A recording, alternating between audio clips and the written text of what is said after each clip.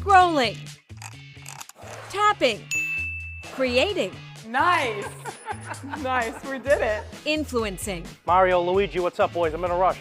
In today's digital age, the rise of influencers and content creators has changed the landscape of entertainment, marketing, and social media. The main thing I like about this space is there's no sailing on it. This makes no sense. What? This makes literally no sense. What is it? From comedic laughs No, not you again. Listen, you're the reason I lost my job. Yeah, all right, ladies, simmer down. Just give me a drink, will you?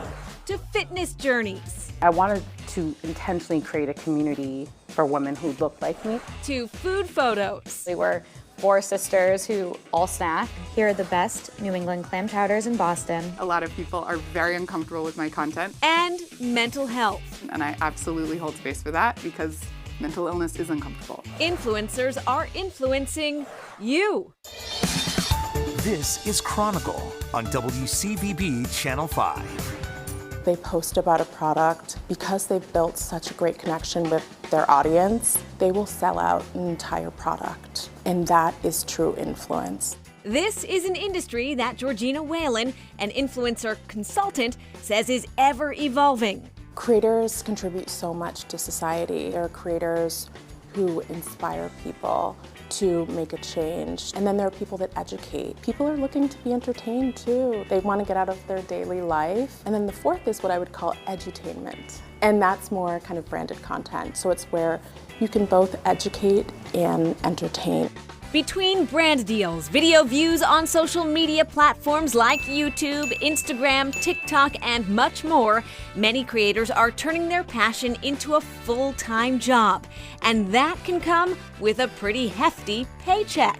There is so much money. So I feel like influencer pay is such a contentious topic at times. I've worked with like luxury auto companies and we've paid people, 5 and sometimes 6 figures for one activation. But guess what?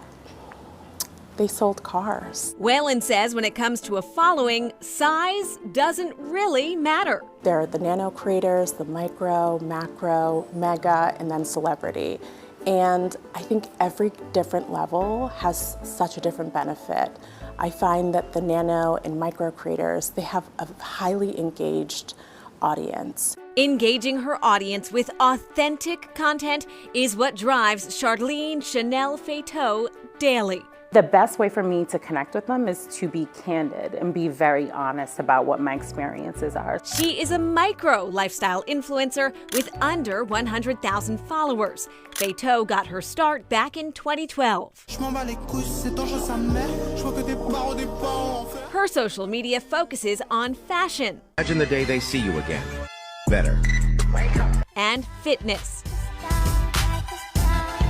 I put up a 6-second clip of me saying, I want to run. I've never ran before. I don't see a lot of women who look like me running, but I don't think it's impossible. It was just a video of my feet, just like pacing, but I was also breathing extremely hard. And little by little, I started to post more, all right, today I did a mile. I don't know how I got through that mile, but I did it. And this triumphant honesty and documentation led to collaborations with Strava, a running app, Disney, and REI. It's just this came from me huffing and puffing, just trying to run on a track. And my audience was just cheering me on, I didn't know I could do this. I mean, trying not to get emotional, but it's beautiful to be able to see that.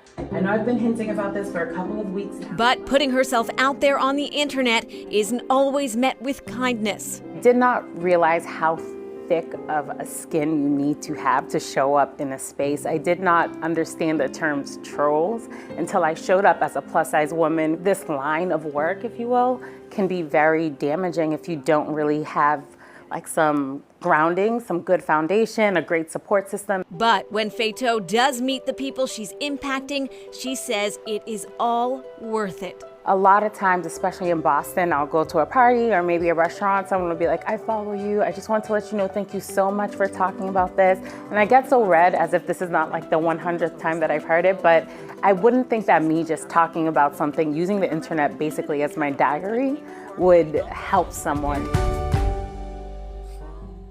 love it. Inspirational indeed. And Charlene says she worked for the city of Boston for over a decade, and then in January decided to quit her job and work in PR and marketing. Well, good for her. And Georgina Whalen, our expert, was an influencer herself back in 2009 when influencers and content creators were known as bloggers. Seems like a long time ago.